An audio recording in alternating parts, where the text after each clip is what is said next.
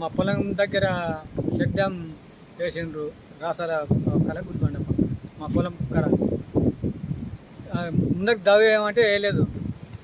వేయనందుకు ఇక్కడ మళ్ళీ మా పొలాలన్నీ విక్కపోయినాయి.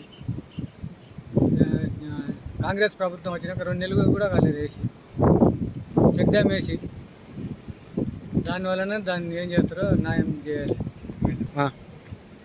మా పొలం 3 ఎకరాల పొలం పంటతో సహిత మొత్తం పోయింది. ఎమ్మెల్యే గారు దాని వలన ఎత్తననే చేయాలి. అయితే మా మామ పొలం మీద ఉంది. ఆ చెక్ డ్యామ్ పక్కనే వేస్తుంటే కట్ట వేసేటప్పుడు ఇంకా చుట్టూ పెంచుండి అని మస్తు అడుక్కున్నారు వాళ్ళు. అంటే వినకుండా వాళ్ళు ఏం కాదు ఏం పోతే మేము చూస్తాంలే గట్టిగానే వేస్తామని చెప్పి వేయడం జరిగింది. అది మొత్తం తెగడం జరిగింది. ఇది తెగిపోయి మొత్తం 2 ఎకరాలన్నర ఉంటుందేమో మొత్తం కోసుకొని పోయింది. తెగిన కాడికైతే 3 ఎకరాలు పోయింది.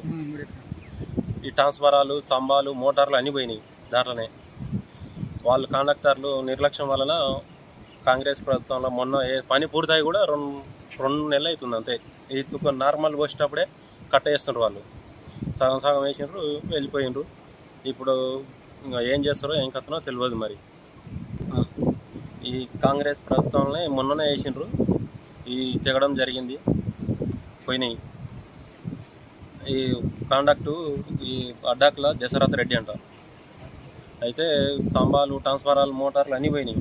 ఇంకా కట్ట కొద్దిగా తెగితేనంటే ఇది కూడా పోతుంది. ఇది ఇంకేముండదు. మనం నిలబడి చింత చెట్లు అవన్నీ ఏముండవు, మొత్తం పోతుంది.